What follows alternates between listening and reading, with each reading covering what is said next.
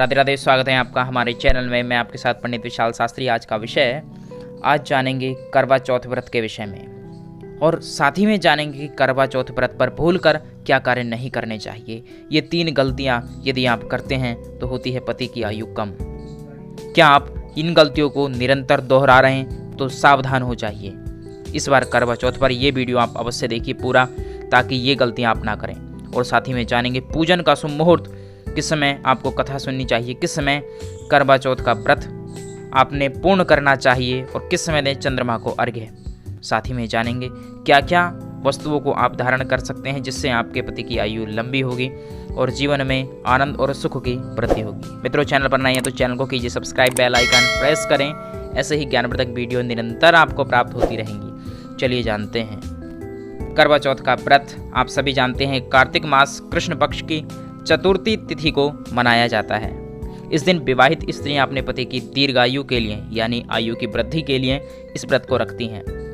साथ ही जो अविवाहित हैं, जिनका विवाह नहीं हुआ है, वह भी इस व्रत को रखती हैं सुयोग्य पति प्राप्ति के लिए यानी योग्य वर प्राप्ति के लिए। पूरे उत्तर भारत में बड़े ही उत्साह उमंग के साथ इस पर्व को मनाया जाता है। कहते हैं कि इस पर्व को स्त्रियां बड़े ही उत्साह और उमंग के साथ मनाती हैं। चलिए जान लेते हैं करवा चौथ व्रत के नियम। कहते हैं इस व्रत को रखने के कुछ खास नियम हैं। इन नियमों का पालन अवश्य करना चाहिए। सबसे पहले सूर्योदय से पहले आपको उठ जाना चाहिए, यानी सूर्य देवता जब तक निकलें उससे पूर्व आप उठ जाएं, स्नान आदि करें, घर में स्वच्छता बनाएं और अपने पूजा घर में बैठकर भगवान गणेश जी, माँ पार्वती और भगवान शिव की पूजा अर्चना करनी चाहिए। इसके पश्चात फिर शाम को चंद्रदेव को अर्घ्य देकर इस व्रत को खोलना चाहिए। करवा चौथ पर पूजन के लिए सबसे शुभ समय रहने वाला है शाम को 5:45 से समय आरंभ होगा और 7 बजे तक का जो समय है सबसे शुभ और श्रेष्ठ माना। भगवान चंद्रदेव उदय होंगे 8:20 पर।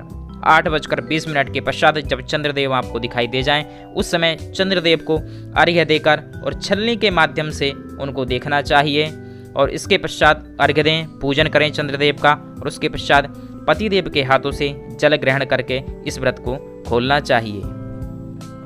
जब भी आप पूजन में बैठें, कथा सुने, तो आपका जो मुख है वह पूरब की तरफ होना चाहिए। और इसकी बड़ी ही अद्भुत कथा है करवा चौथ व्रत की, तो वह कथा आपको अवश्य सुननी चाहिए।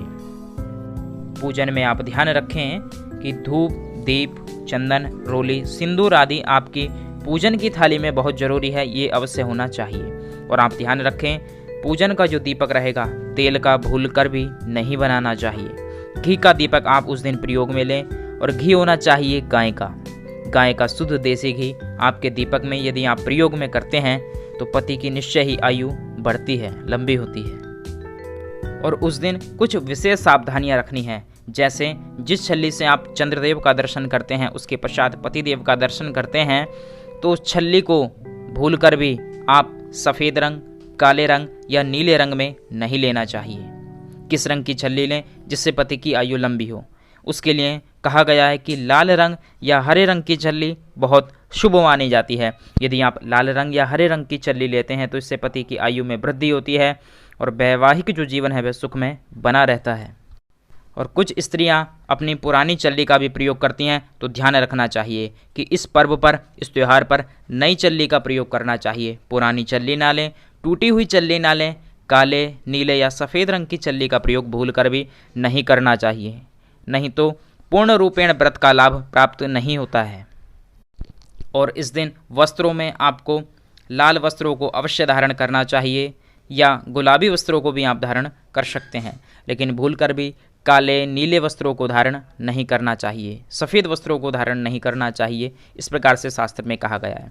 लाल रंग बहुत ही शुभ माना गया है पूजन में, विशेषकर जो निरंतर उन्नति, सौभाग्य, धन, समृद्धि आदि में वृद्धि करने वाला है। इसलिए आप लाल रंग का प्रयोग करें। सर पर भी लाल चुन्नी ओढ़नी चाहिए। इस दिन पूजन में शाम के समय माता गौरा को श्रृंगार अवश्य चढ़ाना चाहिए और अगले दिन उस श्रृंगार को उठाकर अपने नित्य प्रयोग में लेना चाहिए। इस दिन ध्यान रखें अपना कोई भी वस्त्र किसी दूसरी स्त्री को नहीं देना चाहिए। जो आपके वस्त्र हैं उसको आप स्वयं प्रयोग में लें, इससे निरंतर आपको लाभ प्राप्त होता रहेगा। मित्रों, चैनल पर नए हैं तो चैनल को अवश्य सब्सक्राइब करें। ऐसे ही ज्ञानवर्धक निरंतर आपको प्राप्त होती रहेंगी। मिलते हैं अगले ज्ञानवर्धक नेक्स्ट वीडियो में। तब तक ख्याल रखिए अपना, स्वस्थ रहिए।